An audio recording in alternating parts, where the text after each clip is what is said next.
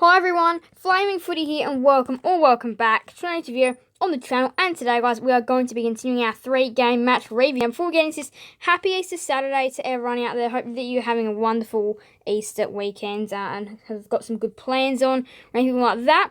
And this kickstarted the monstrous Easter weekend of footy that we have going from Thursday right through till Monday. So we have plenty of games and plenty of entertainment over the weekend for Easter as well. With just the 2 games on the Sunday, as that is the Easter day. So we've got the 2 games on the Friday and the game on the Thursday to be covering today. We have Brisbane VS Collingwood, Western Bulldogs vs North Melbourne, and West Coast vs Sydney. Now, definitely on paper, these games are not the most appealing, so I do understand this doesn't get a lot of views for that reason.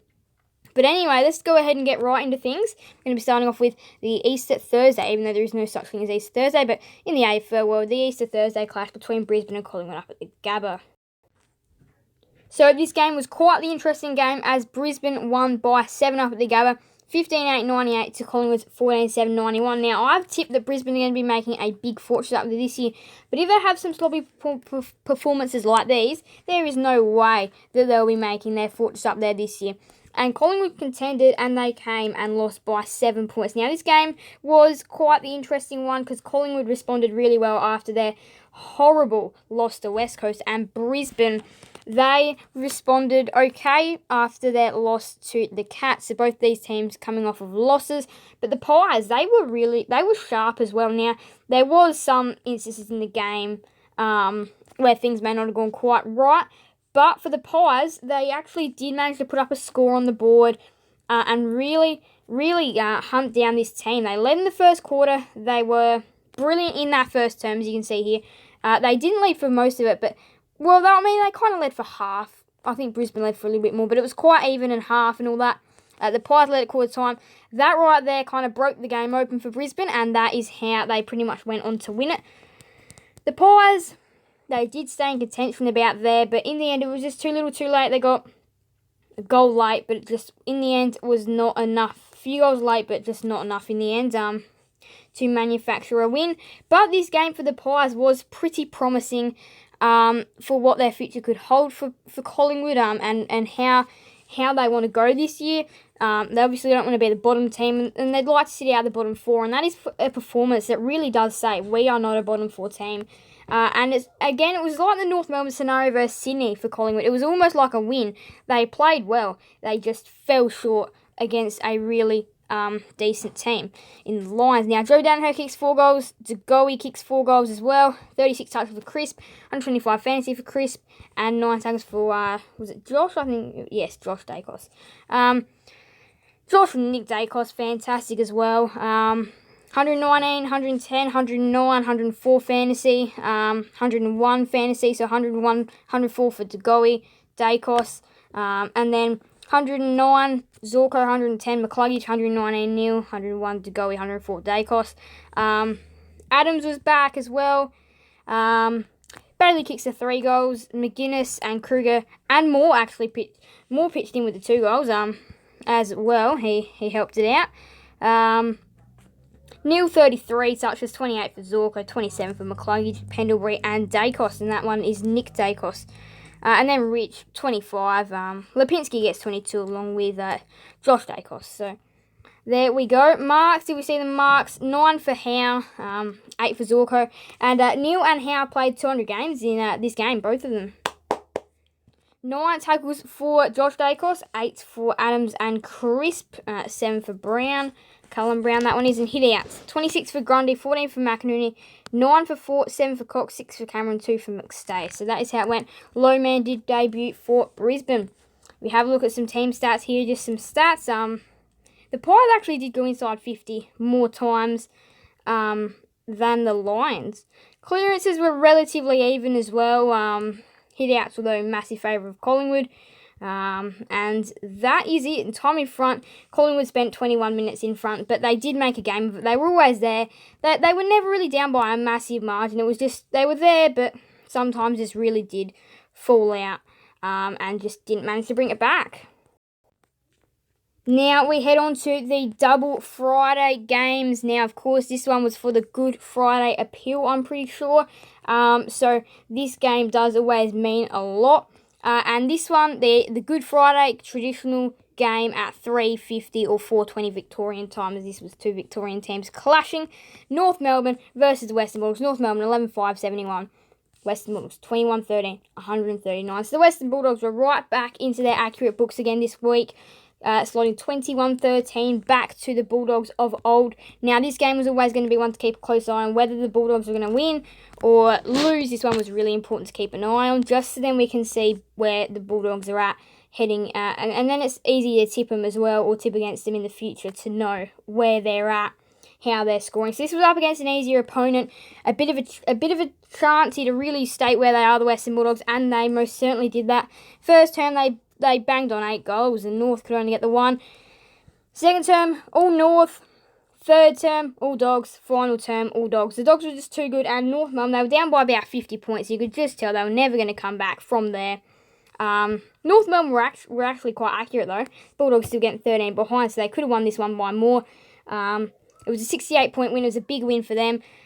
But you can just see that North Melbourne had one good quarter. Imagine that in the fourth. They could have bought them that. They could have bought it back. They could have really competed in that final term. They just let the Dogs get away too early.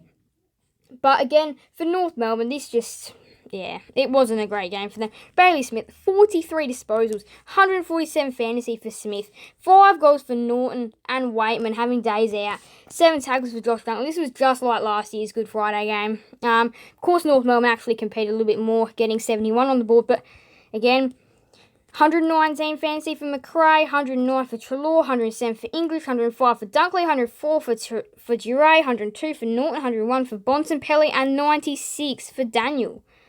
Caleb Daniel. That's just amazing. 5 goals for Norton, Waitman, 4 for Larkey, 3 for the Bontempelli, 2 for Scott, 2 for Taylor, 1 for Zeeble, Wallace, English, Power, Tristan Zeri, Stevenson, Ford, McRae gets 1. 1 for Cordy, 1 for Hugo Hagan, 1 for Hunter.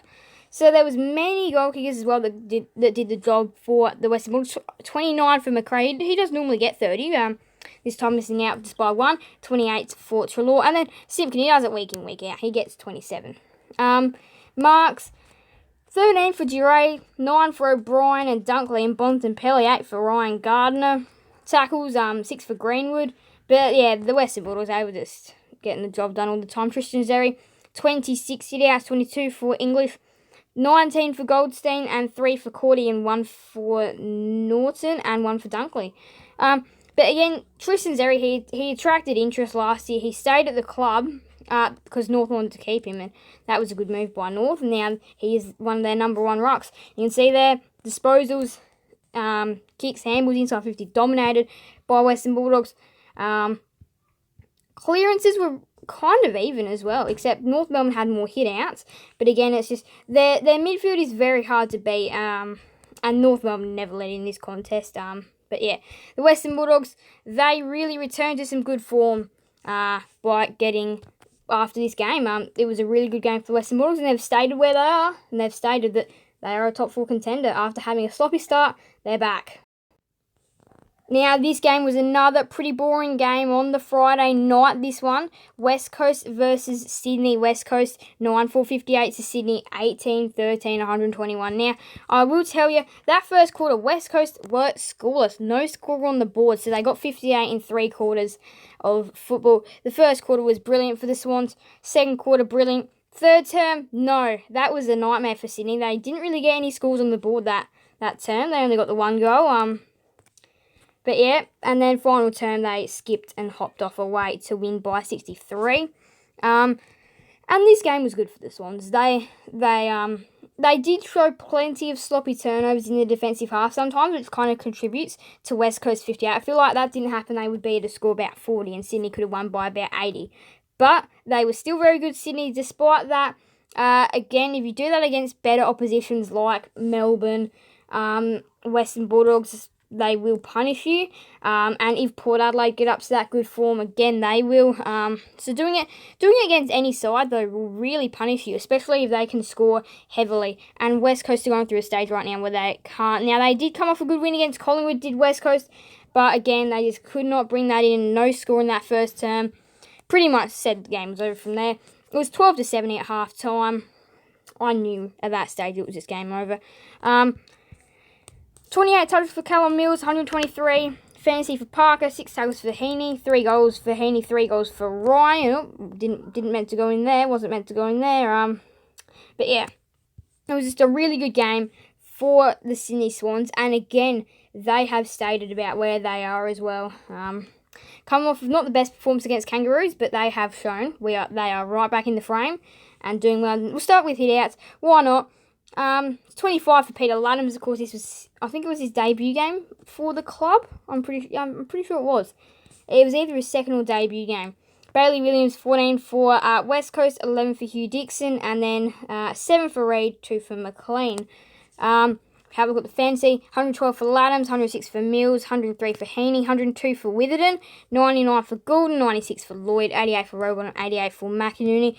So again, it was plenty of Swans getting in there. 2 goals for Kennedy, Hayward, Parker, McLean, Warner, McDonald, a goal for Ronk, Cripps, McInerney, Bell, Williams, Redden, Darling, Laddams, Blakey. Plenty of the Swans getting in on the act, and they were having a feast. 21 touches for Goulden. 27, touches for Goulden. 26 for Nath and Parker. Now that we have a look at the tackles, 6 for Heaney, 5 for Rioli, and Redden, and Rowbottom, and Parker, and McLean. Marks, 9 for Witherden, 8 for Duggan, and Heaney, and Parker, and McDonald.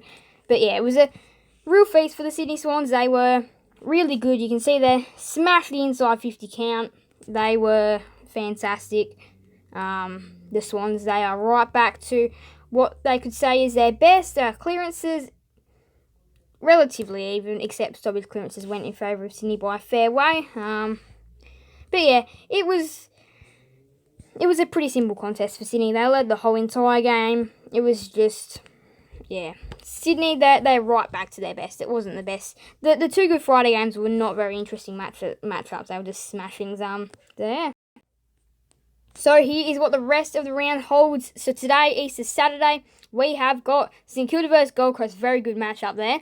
I feel like the Saints should be able to get the job done. Crows and Tigers, 50-50. Martin is out for the Tigers, so that's definitely one to keep your eye on before tonight. The Demons shall clash with the Giants. The MCG should be a pretty simple game. But I would say keep an eye on any Saturday games. I'd be looking at the Crows and the Tigers. And I would definitely be watching that game, barracking for the Adelaide Crows. But again, really exciting contest coming up there. Carlton versus Port Adelaide tomorrow on Easter Sunday. Carlton versus Port Adelaide, really interesting, really big. Alira League comes back in for the Power. That's a massive inclusion. Carlton looking to come back after what was a disappointing week last week. Essendon versus Freo, that one is very hard to split. You get a close game, so definitely one to look out for. And then the Easter Monday game, you don't get disappointed. Hawthorn versus Geelong in what is a brilliant round of footy, and a look ahead to what next round has on offer. Here we go. So that's just a little look at what next round has. And again, the Monday games, Anzac Day round, next round in round number 6. We've got Monday games, 2 rounds in a row. Here's the ladder. And wow. We've got a really exciting next few rounds coming up. Really decide where teams are at. You get your easy opponent at home, hard opponent at home, easy opponent away, hard opponent away, and you can really see where you're at, and that is really important. So next few rounds, I'd say by the end of round 6, it's critical where you are, and there can be some real certainties that come under being 6 and 0, 0 and 6, etc. So that is how the ladder's looking now, and that will change throughout the rounds, but big round. And North Melbourne and West Coast are down very low after being smashed. Power still need to get a win. And Demons, they have not lost yet. But anyway, thank you guys all so much for watching. Make sure to leave a like and subscribe and hit the notification bell. Sending guys and another video on the channel. Make sure that you have a brilliant Easter. And that is going to be it from me. I will see you guys back again probably tomorrow in some more videos. Thank you guys all so much for watching. Bye everyone. Flaming Footy out.